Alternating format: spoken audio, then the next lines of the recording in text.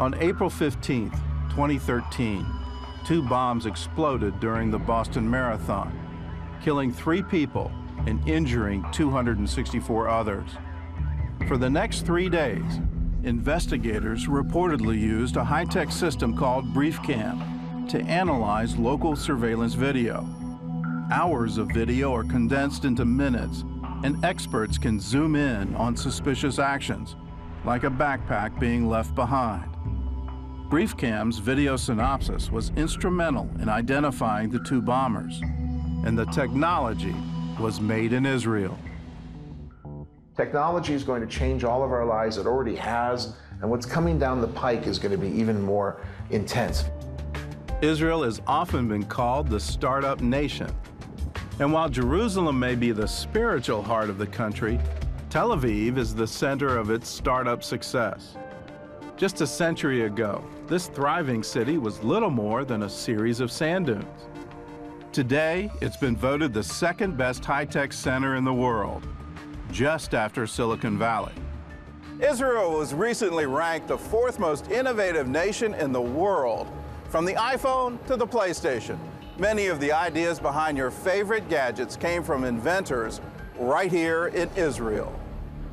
Flip-top cell phones, keyboards for smartphones, Intel Pentium chips, the ability to print straight from your computer, the flash drive, the chip in the iPad, the OS that runs the Amazon Kindle, the chip that controls the Sony PlayStation, and the 3D sensor in the Xbox Kinect. Every year, American companies are shelling out more and more shekels to buy small Israeli startups. The latest example is Waze, an Israeli smartphone app that gives live traffic reports based on your location. It warns users about traffic jams, accidents, and even sitting police cars. In 2011, Waze made headlines by helping drivers navigate the LA traffic jam known as Carmageddon. 2 years later, Google bought the program for just under $1 billion, making it the most expensive app in history. I think the key challenge for Israeli companies now is to go from startup nation to scale-up nation. We need to build bigger companies, not just sell them early to American multinationals, but to actually get them bigger, to get them into the sales process, and to create more jobs both here and in America and around the world.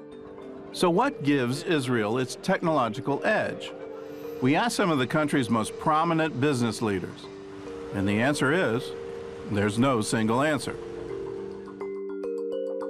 Chutzpah is perhaps the most definitive Jewish word. Very, very hard to translate. Gall, unrelenting daring, this ability to try to do something which nobody else has done before, to say something which is a little bit out of place, to be in someone's face.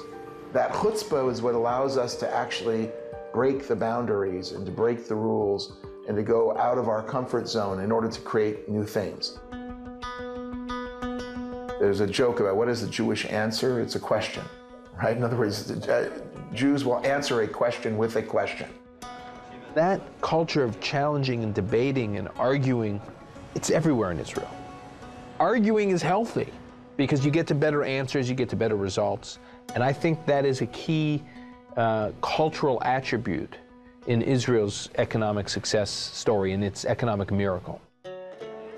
Our roots, our education, maybe even that it's coming from the Talmud, is always being skeptical and asking questions. And I believe this tradition, this culture, it's a part of our DNA. Whether you call it the Socratic method or the Talmudic method, you choose it. That's a big part of how we learn and how we teach our kids. If you were looking for a single group to basically make your ideal pool of entrepreneurs, you couldn't look for a better group than immigrants. Immigrants make great entrepreneurs because they already did it in their own lives. They were the CEO of MyLife.com. They took risk, they moved to a foreign country, they had to handle legal and facilities and HR to get jobs and banking and marketing, and they basically had to scale up innovation has a direct correlation to diversity. If you all think alike, you all act alike, I'm sorry, it's not going to be a particularly creative place. In Jewish life, parents always advocated to the kid that he has to learn and also that he has to venture if he wants to succeed. I always say that the secret source of the Israeli high-tech is the Jewish mother who asked her son at the age of 7, after all what we have done for you, asking you for one Nobel Prize, is it really too much? Yossi Vardi is known as the godfather of Israel's high-tech industry. He's invested in more than 80 internet startups, including a company started by his son. Came with 3 of his friends. I gave them the money. I didn't have much of an idea what they are going to do, but still I gave them the money. They created this unbelievable product, and the rest is history, as they say. That unbelievable product was ICQ, the world's first instant messaging service. Less than a year later, America Online bought the company for $400 million. Very hard to extract the DNA of success. You have to understand, if you venture, you cannot do only successes, because if you are trying to be involved in an area where there are only successes, you are not taking risks. So failure comes with the territory. Failure is not a 4-letter word. The last time I looked, failure is part of the process. Not every team wins every game, but you gotta try, and if you fail, you gotta learn from your mistakes and then pick yourself up and do it right again. Are the failure rates lower in Israel than they are in the rest of the world? And they're not. Israelis don't fail any less. The difference is they just keep trying.